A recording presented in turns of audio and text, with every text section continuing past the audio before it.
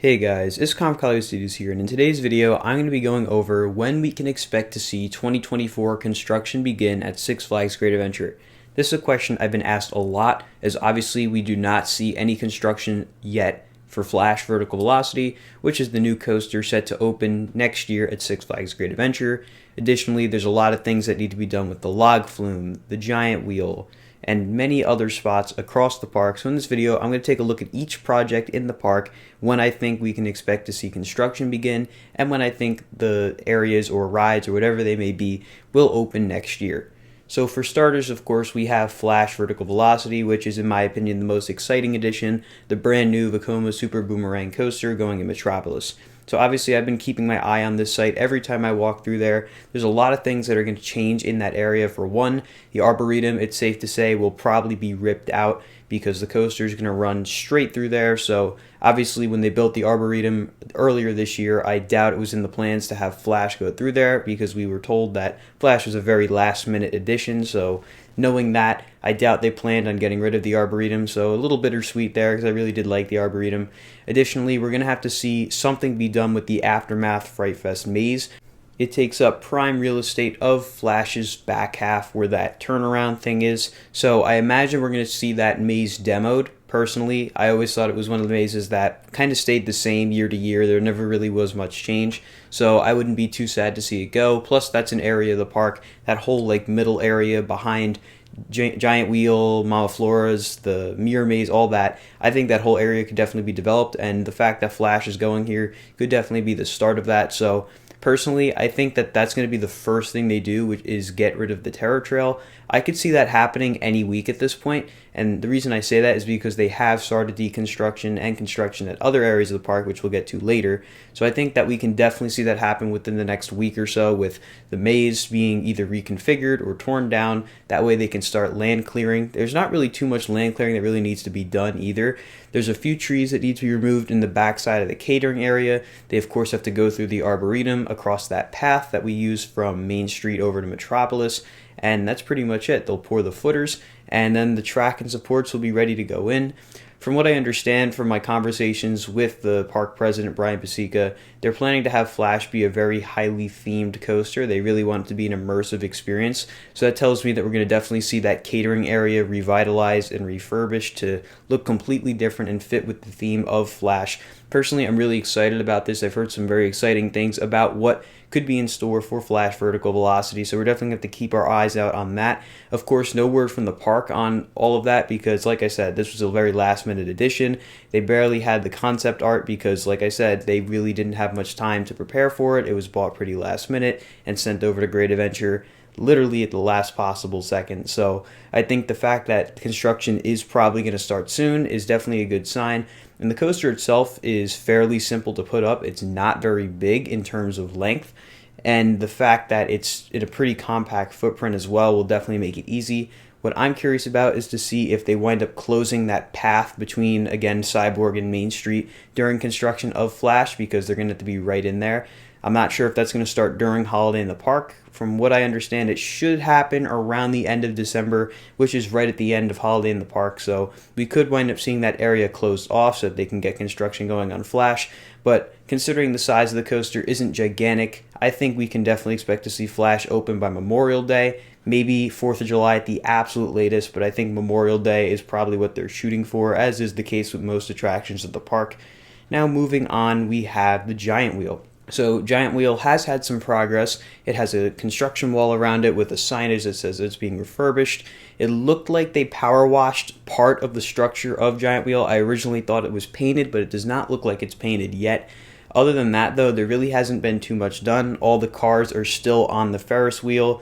There's still no new paint, but they did take down the old lighting structure and the old Six Flags Great Adventure logo that was on the Ferris wheel in the past. So I definitely think we could expect to see a brand new lighting package that'll make the whole area really come to life again, and it'll bring new life into that ride specifically, which in my opinion has desperately needed a new lighting package for years now. And to see that it's happening is really, really good, especially for this 50th anniversary. I'd imagine that Giant Wheel will probably be ready around Memorial Day, just like Flash. Personally, I don't really see any of these new for 2024 projects being ready come opening day, whether that's in March or April. We don't know yet. From what I understand, it could be in March though, so could be bumping it a little earlier, which is really nice to see. But like I said, I don't expect a lot of these projects to be ready at opening day.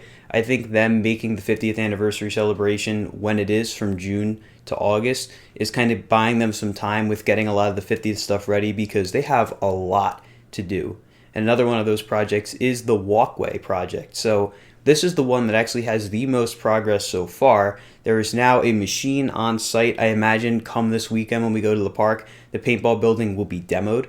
They cleared it all out. We could see inside that there's nothing left in there anymore, and that paintball building has been the bane of great adventure enthusiasts' existence for a while now. You've had to cut through the arcade forever, and the fact that they're finally bringing back the full walk on Dream Street is really, really great. I'm excited to see the bricks as well. If you guys didn't purchase your bricks yet, I highly recommend doing so. It's a great holiday gift as well. I think they're around $150, and they're permanently in the park with your own message on it, so I highly recommend those. But that's going to be a really exciting project. I expect that they're probably going to reconfigure a lot of the pathways over there to make it connect a little more seamlessly. So I'm very excited to see the whole progress with that area. I think it's going to be really, really cool to watch. In addition to that, we have Log Flume, which is undergoing a massive refurbishment for 2024. It's been in a very similar state all year, ever since they started doing the work on it to now. The floorboards are still missing inside the turntable at the station, and the troughs, of course, are empty. There's a few gaps here and there. If I had to guess, they're probably going to repaint the whole thing. I think that would be great. Maybe even restore it to its original color scheme like it had back in 1974. I think that would look really, really great. Maybe see some queue enhancements as well. And overall, just make the ride look better than ever, even better than it looked back when it first opened. I think that's definitely high priority for the park in 2024, is to make it look as good, if not better than it ever has, to make colors pop, to make everything look good and fresh, and just really brighten up the atmosphere. Another thing we've been keeping our eye on is the boardwalk area, which is set to be changed up a little bit for 2024. Of course, we know that Parachutes permanently closed in 2022, and it was standing but not operating during 2023, and there was some progress made on dismantling the ride, but the tower itself still stands. If I had to guess, they're probably going to get rid of that over the off season. It's probably not super easy, again, because of where it is in the park, though they do have that parking lot behind it kind of by Green Lantern, so that might make things a little bit easier. If I had to guess, though, Flash's vertical construction will start prior to the Parachutes being demolished. That's just my guess. Like I said, they're going to be balancing a lot of different construction crews throughout the park on all the different projects they have. So I think they're going to want to prioritize certain things, and one of those being Flash, because you want to have your new marquee attraction open and ready to go as soon as possible. Whereas with the Parachutes, they could keep them up a little while longer. They're not necessarily going to kill anyone or anything. So I think that'll probably happen over the off season after Flash's stuff is done. Another area to watch is the pathway between the Golden Kingdom and Plaza del Carnaval, which Brian, the park president, told us about. It's really, really exciting. It's going to completely change the dynamics of the park, make it much easier to go between those two attractions.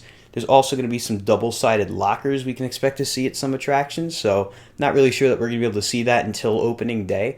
But I hope they are ready by opening day, because that would be really, really awesome. And there'll be free double-sided lockers in the queue, make the experience to get on rides like El Toro, King to Ka much, much better. Another area I personally am looking to keep an eye on is the entrance plaza, not the security booth, but past that. We still have all of those markings that we noticed back in the summer. And if you guys have been looking at the other Six Flags parks, Six Flags Magic Mountain specifically, they just demoed their ticket booths, and they're redoing the whole entrance plaza to make it more seamless and better looking. Great Adventure, in my opinion, really doesn't need ticket booths anymore. Everyone should just be buying their tickets online and going to the park ready to go. They could have like a couple kiosks off to the side so that you could purchase your ticket at the park if you still want to do that. But otherwise, I think they really do not need the ticket booths. And that whole entrance plaza setup, again, past security, is a little outdated. It's definitely looking a little old. I think it'd be great to see it revitalized. I'm not sure if that'll happen for 2024, but the markings are there, so I'm definitely going to keep my eye on that. And of course, another thing to keep our eyes on that's not necessarily for 2024, but it will be for the future, is the arena. There has been some progress in demoing the arena. We of course know the stage was demoed, but other than that, it's very difficult to see what else has been done because all the rides on that side of the park are closed, and Skyway really doesn't give you a view of that. But that's definitely going to be something to keep an eye on throughout 2024. If you can tell from this video, there's a ton of exciting projects happening at Six Flags Great Adventure for the 2024 season, and I personally cannot wait to cover all of these for you guys. If you guys have any questions, comments, or concerns about any of these projects, let me know down in the comments and I'll try my best to answer them. With that being said though, guys, if you enjoyed this video, be sure to like, comment, and subscribe, and I'll see you all in the next video. Goodbye, guys.